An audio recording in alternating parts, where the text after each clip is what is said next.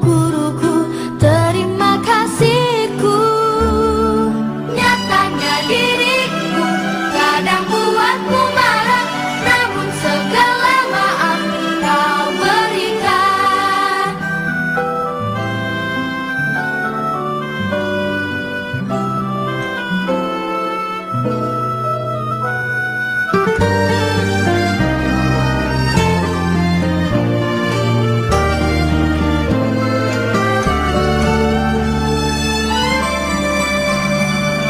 Selamat pagi semua, ku nantikan dirimu di depan kelasmu, menantikan kami. Guruku tersayang, guru tercinta, tanpamu apa jadinya aku? Tak bisa baca tulis, mengerti banyak hal. Guruku, terima kasihku. Nyatanya diriku kadang buatmu marah, namun segala maaf kau berikan. Guruku tersayang, guru tercinta, tanpamu apa jadinya aku? Tak bisa baca tulis, mengerti banyak hal. Guruku, terima kasihku. Guruku tersayang, guru tercinta, tanpamu apa jadinya aku? Tak bisa baca tulis, mengerti banyak hal. Guruku, terima kasihku.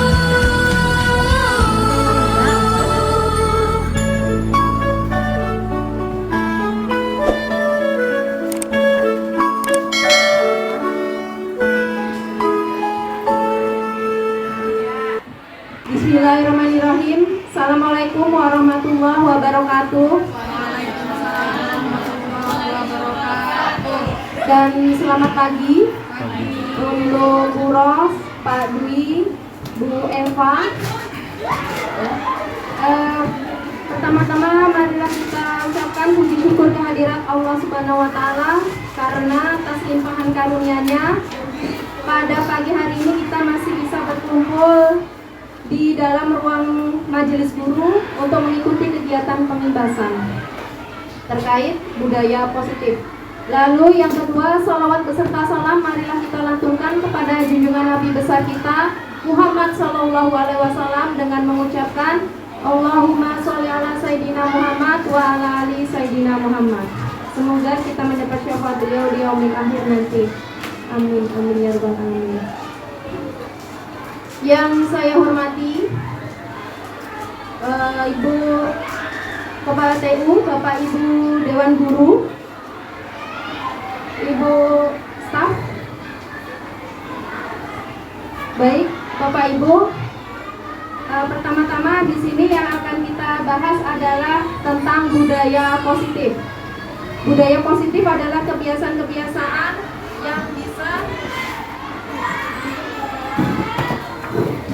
Budaya positif di sini adalah kebiasaan-kebiasaan yang akan kita terapkan di lingkungan sekolah kita. Ya. Budaya positif ini ada di materi modul 1.4 ya, di program CGP Provinsi Riau Kabupaten Kampar.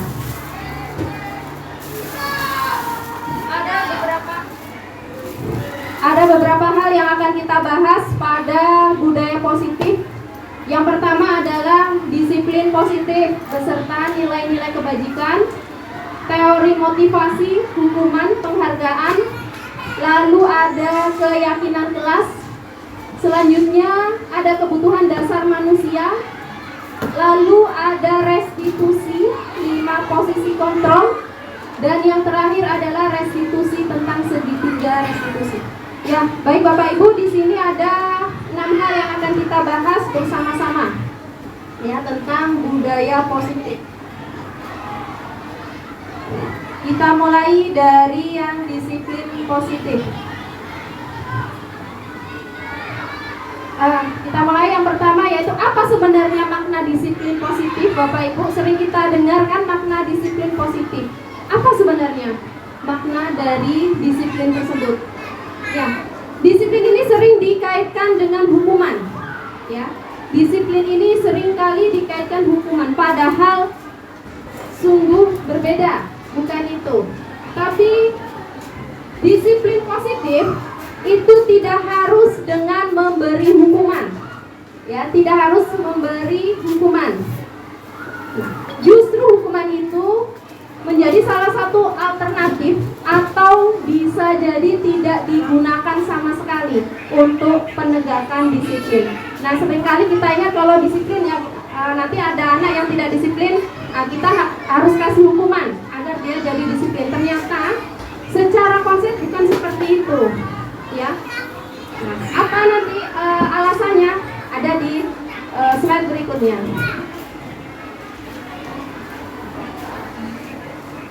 Nah, di sini melalui konsep yang diberikan oleh Ki Hajar Dewantara, yaitu disiplin itu sebenarnya adalah mewajibkan diri kita sendiri dengan sekeras-kerasnya, ya, sesuai dengan motivasi kita, hati nurani kita, ya. Sebab jika kita tidak bisa melakukan disiplin terhadap diri sendiri, maka penguasalah yang akan mendisiplinkan diri kita. Dan peraturan seperti itu harus ada dalam suasana yang merdeka, tidak terikat. Ya, ini konsep yang diberikan oleh Ki Hajar Dewantara. Ya, jadi sebenarnya konsep disiplin ini sudah ada. Ya, pertama adalah dengan cara mendisiplinkan diri kita sendiri, seperti itu. Nah, menginjak bab berikutnya, yaitu kaitan disiplin dengan nilai kebajikan. Nah, nilai kebajikan ini berkaitan dengan profil pelajar Pancasila. Bapak Ibu tahu bahwa profil pelajar Pancasila ini sudah kita laksanakan dan saat ini sedang berlangsung, yaitu di proyek P5. P5 itu adalah proyek penguatan profil pelajar Pancasila. Jadi apa tujuannya? Tujuan dari pelaksanaan proyek itu adalah untuk menguatkan profil pelajar Pancasila pada diri siswa. Apa saja profilnya? Ada 6, Bapak Ibu. Yang pertama adalah beriman dan bertakwa kepada Tuhan Yang Maha Esa. Yang kedua adalah mandiri. Ketiga, bernalar kritis. Keempat, berkebinekaan global. Kelima, bergotong royong. Dan terakhir adalah kreatif. Jadi tujuan kita adanya proyek tadi agar ke-6 profil ini bisa melekat secara kuat pada diri masing-masing siswa. Seperti itu. Nah, selanjutnya kita masuk ke teori motivasi, hukuman, dan penghargaan serta restitusi. Nah, Bapak Ibu, banyak sekali perilaku siswa yang kadang atau sering sekali kita jumpai, ada yang mungkin perilaku itu menjengkelkan, ya, ada perilaku itu justru perilaku positif yang ditampakkan oleh siswa, ada bermacam-macam, beraneka ragam sesuai dengan karakteristik peserta didik.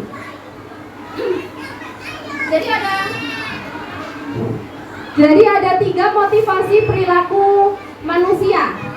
Jadi kita tahu nanti sebenarnya anak itu berperilaku seperti itu apa motifnya, apa motivasinya. Yang pertama adalah untuk menghindari ketidaknyamanan atau hukuman. Ya, jadi misalnya ini ada anak yang lompat atau melalui jendela.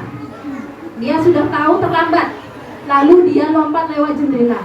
Motifnya apa sebenarnya? Ya, sebenarnya dia itu takut ketahuan, lalu takut diberi hukuman. Ya, itu motivasinya. Ya, motivasi yang negatif ini ya. Tuh, jadi untuk menghindari ketidaknyamanan. Posisinya memang nggak nyaman. Siswa yang terlambat tadi posisinya tidak nyaman. Ya. Lalu yang kedua, untuk mendapatkan imbalan atau penghargaan dari orang lain. Nah, siswa yang memiliki bakat, prestasi dan lain sebagainya, dia termotivasi, oh saya harus bisa belajar dengan keras agar bisa meraih penghargaan. Nah, ini motivasi, salah satu motivasi yang positif. Seperti itu. Kalau di rumah misalnya ada orang tua yang memberikan minta tolong ke anak. Nah, minta tolong belikan gula misalnya. Nanti ibu kasih uang. Anak itu mau. Ya. Nah, itu karena adanya imbalan. Ya, karena adanya imbalan. Nah, seperti itu. Lalu ada motivasi atau perilaku manusia yang ketiga, menjadi orang yang mereka inginkan dan menghargai diri sendiri dengan nilai-nilai yang mereka percaya. Nah, inilah motivasi ketiga, inilah yang terbaik. Ya, artinya apa? Seorang anak melakukan sesuatu hal itu bukan karena dia takut dihukum, bukan karena dia ingin dapat imbalan, tapi dia ingin menghargai diri sendiri dengan nilai-nilai yang mereka percaya. Misalnya, seorang anak datang ke sekolah pagi hari sebelum pukul 7.15. Mereka termotivasi. Oh, saya kalau datang sebelum pukul 7.15 saya akan menjadi pribadi yang positif, pribadi yang disiplin, yang mana karakter ini akan terbawa sampai nanti dia dewasa. Seperti itu nilai-nilai yang dipercaya. Ini yang lebih, yang akan mampu bertahan, ya, daripada sekedar imbalan. Kalau motivasi karena imbalan, anak itu mungkin bisa kita minta tolong belikan sesuatu, tapi kalau nggak ada imbalan dia nggak akan melakukan. Nah, ini adalah motivasi yang negatif. Jadi yang bagus adalah yang ketiga, ya, seperti itu. Nah, Bapak Ibu, di sini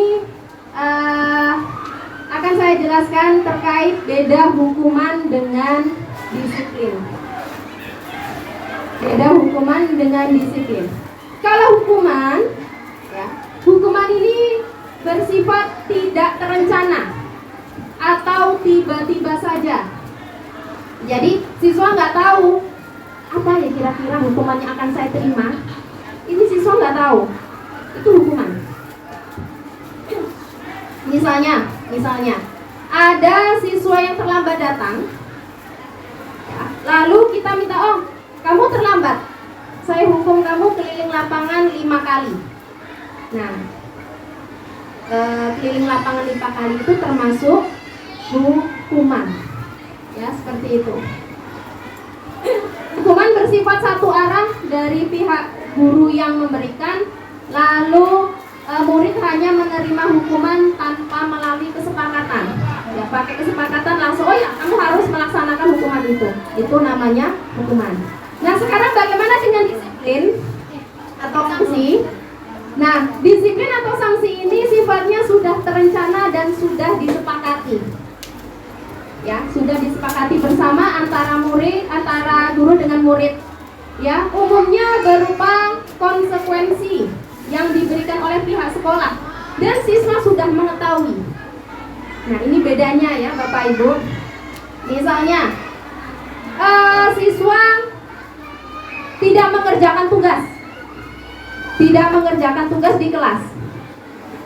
Kalau dia berupa hukuman, kita suruh dia lari. Ya, kita suruh lari. Tapi kalau berupa disiplin atau sanksi, anak-anak, kalau kamu belum mengerjakan tugas, maka sanksinya adalah pada saat jam istirahat kamu nggak istirahat, kamu harus mengerjakan tugas di ruang tertentu. Nah, ini sudah harus disepakati. Anak tahu, guru sudah menginformasikan dan anak tahu. Itu ya bedanya ya Bapak Ibu.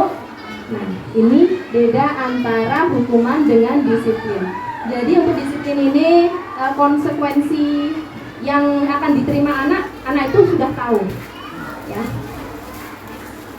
Nah, di sini, ini contoh disiplin ya Bapak Ibu.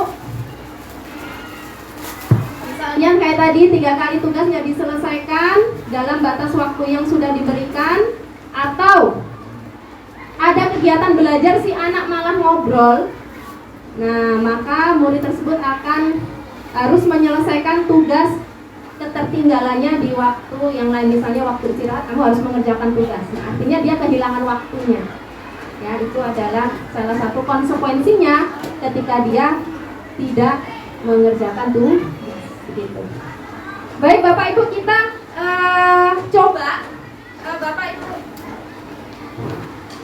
coba Bapak Ibu jawab ya bersama-sama. Lari mengelilingi lapangan basket 2 kali karena terlambat hadir di sekolah. Kira-kira hukuman atau sanksi atau konsekuensi ini? Hukuman.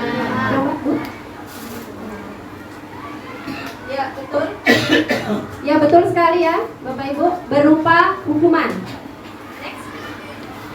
Lalu membersihkan coretan yang dibuat di meja. Ini anak-anak ini yang coret-coret di meja ini. Ya. Kamu harus segera membersihkan meja tersebut. Ya, kira-kira hukuman atau sanksi? Sanksi. Silakan. Ya, sanksi atau konsekuensi. Nah, ini siswa sudah harus tahu bahwa ketika dia coret-coret harus segera dibersihkan. Itu ya Bapak Ibu. Next. Murid diminta push up 15 kali karena tidak menggunakan masker ke sekolah. Hukuman. Berupa? Hukuman. Coba. Ya, berupa hukuman. Hukuman ini berkaitan juga dengan kegiatan fisik. Ya Bapak Ibu ya. Hukuman berkaitan dengan kegiatan fisik dan tanpa terencana langsung spontan di tempat. Itu adalah hukuman. Ya Bapak Ibu.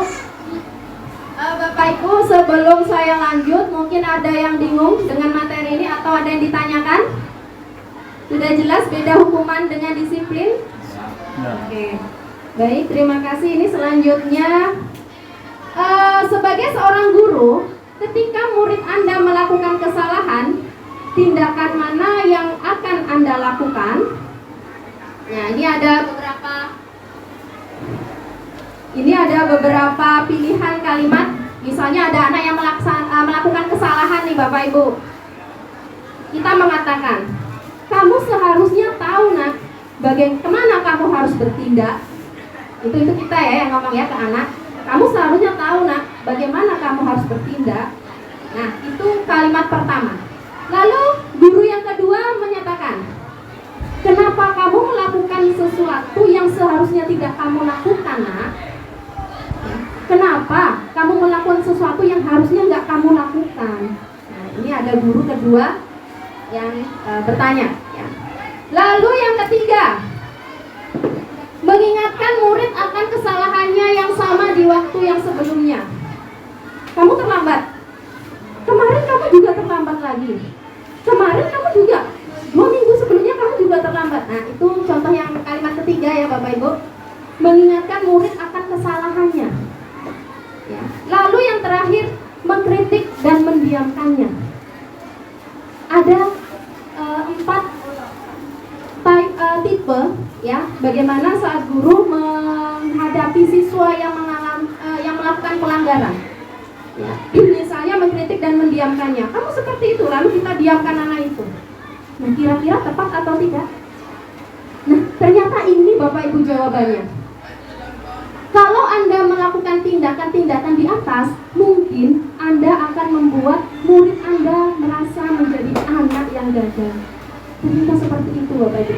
Awalnya saya pikir juga, kita kan sering tanya, ini kemarin sudah melakukan kesalahan, ini kesalahan lagi, kesalahan. Ternyata jawabannya dari yang sudah saya pelajari di CGP itu, bahwa dengan kalimat-kalimat itu justru membuat murid kita merasa menjadi anak yang gagal. Ini yang baru saya pelajari, betul Bapak Ibu. Nah, jadi bagaimana menghadapinya, menghadapi perilaku siswa seperti itu bagaimana? Ya, kita ternyata ada solusi yang diberikan oleh pemerintah pusat ya melalui pihak Kemendikbud. Di sini adalah restitusi. Ya, ada caranya yaitu restitusi. Apa ini? Dia merupakan suatu pilihan, tawaran dan bukan termasuk paksaan. Ini saya bacakan ya Bapak Ibu. Penting bagi guru untuk menciptakan kondisi yang membuat murid bersedia menyelesaikan masalah. Berbuat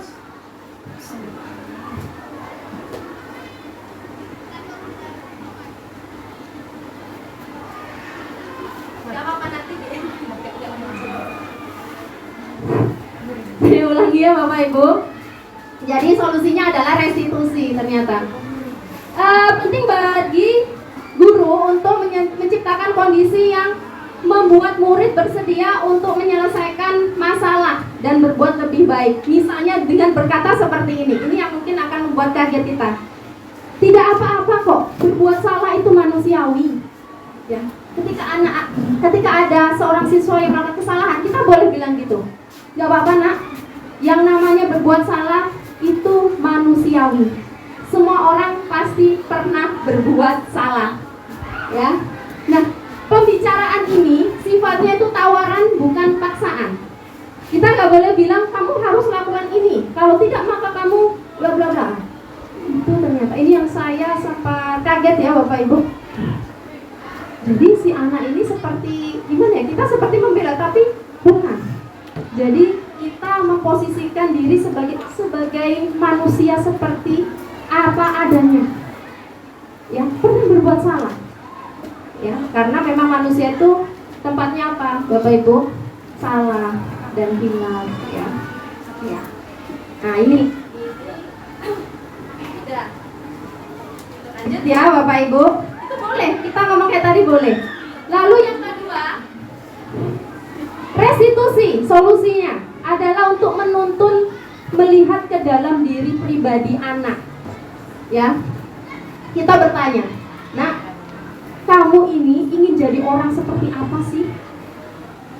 Nak, kamu ini ingin jadi orang seperti apa?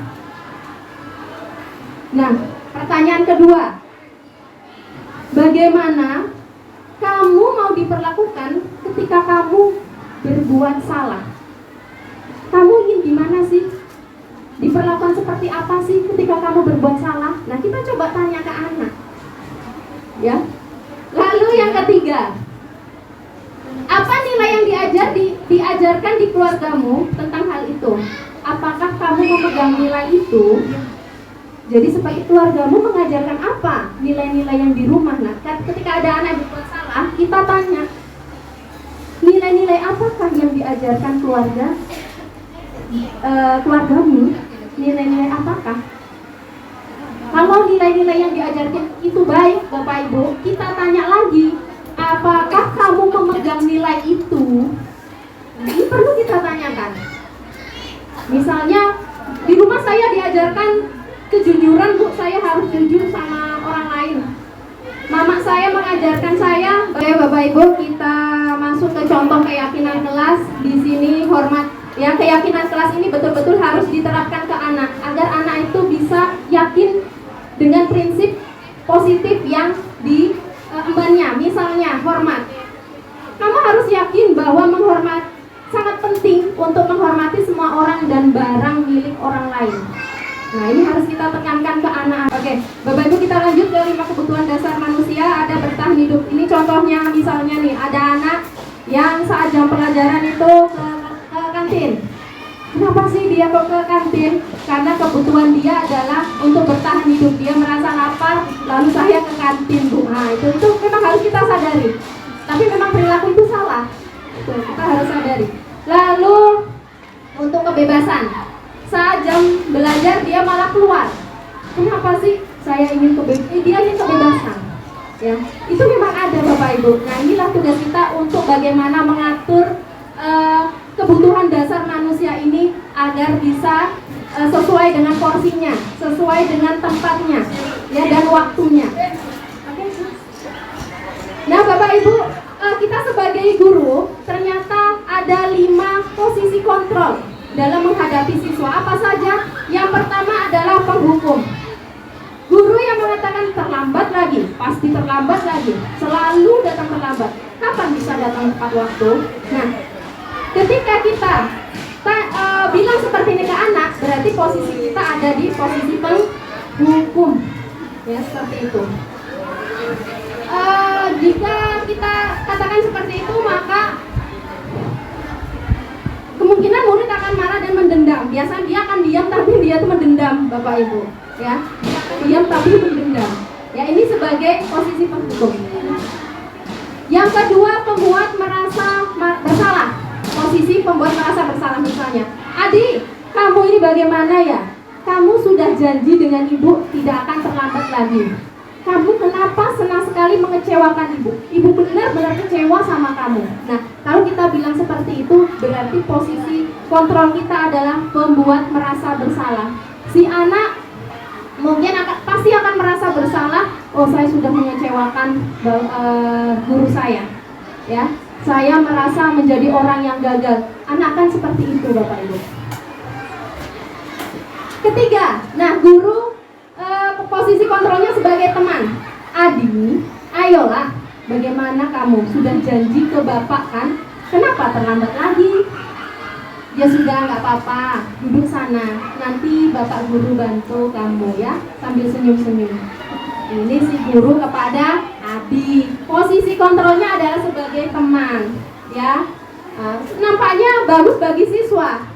Ya, tapi negatifnya Bapak Ibu, siswa itu akan merasa mengandalkan guru tersebut. So, saya bisa mengandalkan guru ini untuk membantu saya. Ini negatifnya Bapak Ibu. Ya. Nah, ini yang posisi pemantau. Saya bacakan. Adi, tahukah kamu jam berapa kita mulai? Tahu, Pak.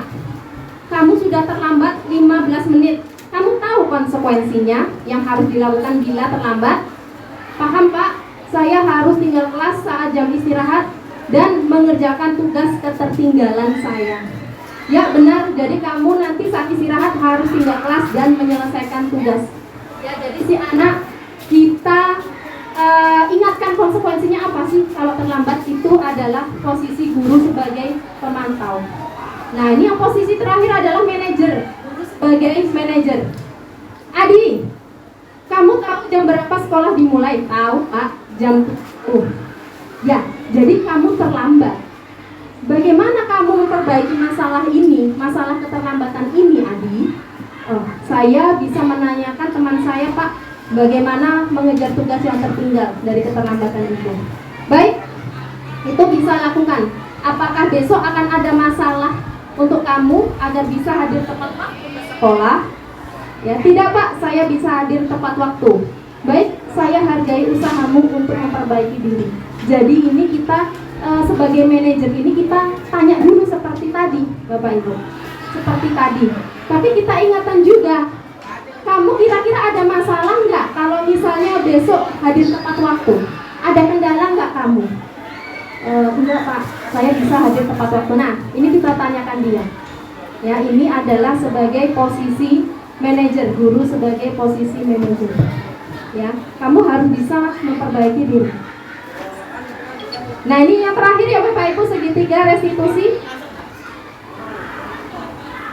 Segitiga restitusi ini sudah coba saya terapkan kemarin ya di beberapa kelas, bukan kelas, sekelompok anak ya, ada yang terlambat dan juga di kelas 7D yang mengerjakan tugas.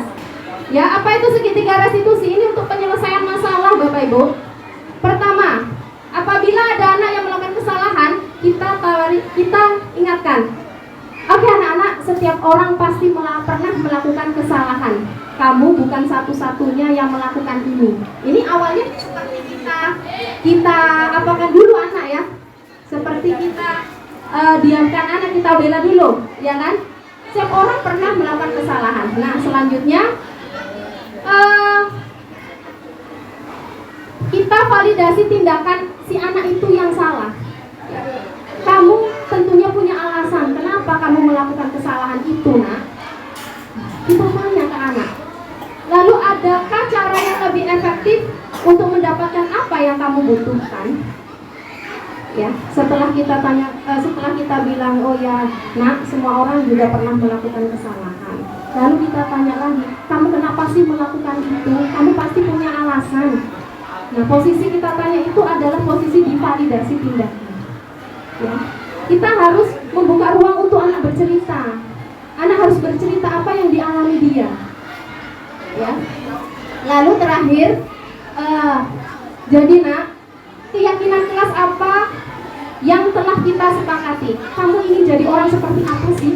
Ketika kamu melakukan tindakan yang salah, sebenarnya kamu ingin jadi orang seperti apa sih?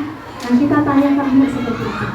Nah, tindakan-tindakan ini justru nanti akan lama-lama menyadarkan anak bahwa oh iya, saya sudah melakukan kesalahan, saya harus memperbaiki diri. Yaitu ya Bapak Ibu. Jadi inilah solusi dari permasalahan, yakni melalui segitiga restitusi. Memang cukup berat saya lihat. Bahkan Bapak Ibu, saya masih ingat betul saat awal kegiatan CGP ini dilaksanakan. Ketika kita ingin menanamkan karakter ke anak, kita seolah-olah seperti menaiki eskalator dengan arah yang berlawanan. Jadi eskalator itu turun, kita ini naik. Bisa Bapak Ibu bayangkan seperti apa susah kan Bapak Ibu? Kita naik, kita ikut turun lagi. Kita naik, kita turun lagi. Kalau kita jalan lewat eskalator yang berlawanan arah. Kemarin sempat dibilang juga saat Zoom, lu gimana Bu seperti itu? Bisa tidak? Kita kan seperti melawan arah. Iya Bang, itulah Bapak Ibu. Untuk menanamkan karakter tidaklah mudah, tapi perlahan-lahan. Karena karakter itu sifatnya akan abadi, awet dia.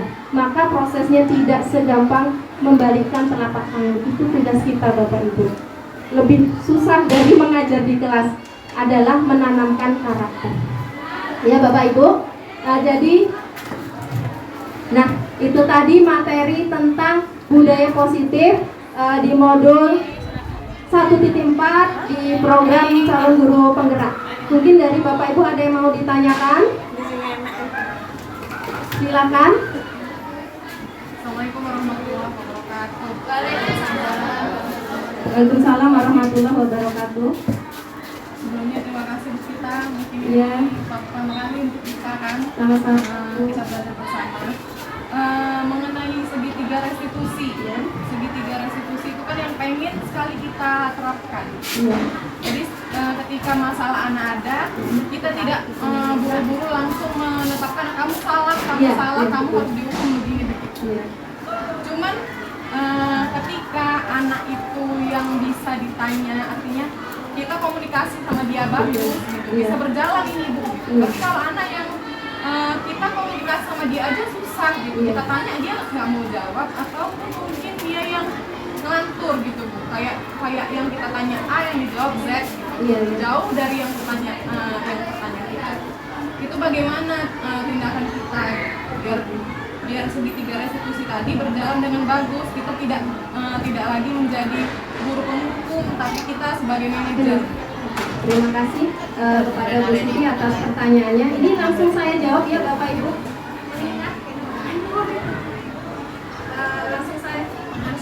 Langsung saya jawab ya Bapak Ibu. Jadi misalnya ada anak yang nggak mau bicara. Kenapa nak kamu ini kenapa? Kan kita harusnya membuka ruang cerita ya pada anak. Mungkin ada yang ingin disampaikan. Tapi kadang anak ini nggak mau cerita. Kenapa? Berarti ketika dia nggak mau cerita ada sesuatu yang masih mengganjal dalam dirinya. Apa solusinya? Kita harus memberi dia waktu.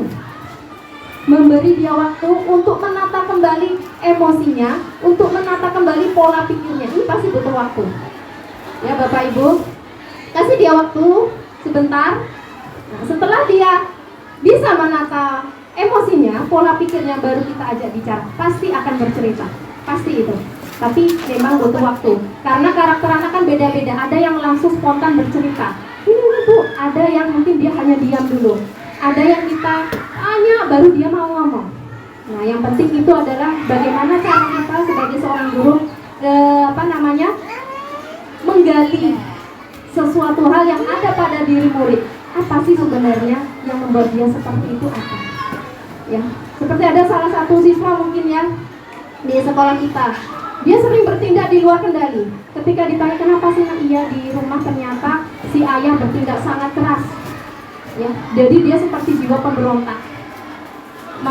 Kamu mau cerita silahkan cerita nak. Belum mau cerita.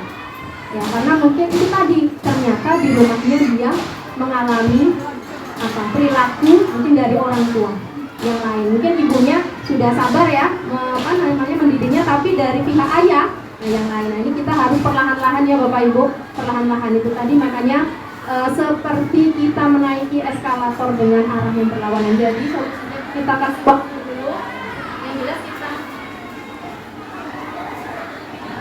kita kasih waktu dulu bagi dia untuk menata kembali emosinya, baru dia akan bergerak seperti itu. Terima kasih Bu Siti.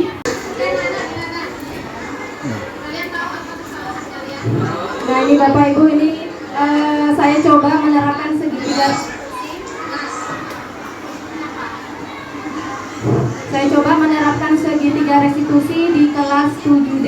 Ini memang betul-betul bersalah ya Bapak Ibu. Anaknya tidak mengerjakan tugas, ya. Memang saya suruh keluar, ya. Jadi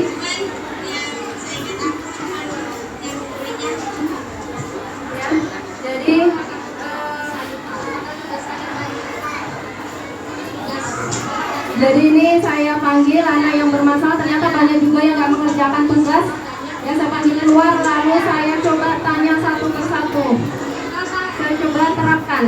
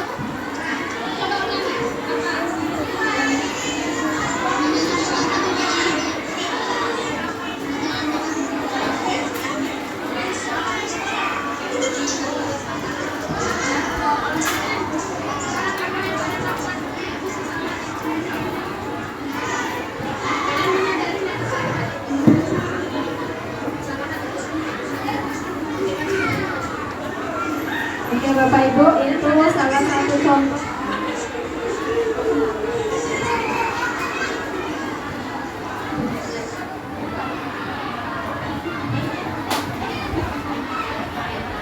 Oke Bapak Ibu, itu salah satu contoh penerapan segitiga restitusi yang pertama kali saya lakukan.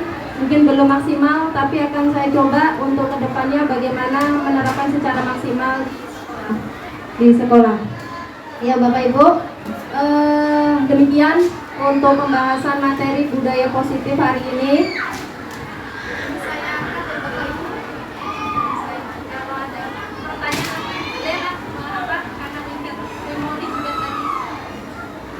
Jadi Bapak Ibu, demikian untuk materi budaya positif ini, semoga bisa kita terapkan di kehidupan di lingkungan sekolah kita ini. Ya, saya akhiri, wabillahi taufiq wal hidayah. Wassalamualaikum warahmatullahi wabarakatuh.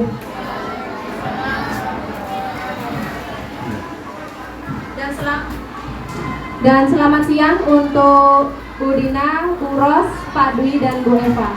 Selamat siang. Salam dan bahagia. Salam. Kami guruku tersayang, guru tercinta, tanpamu apa jadinya?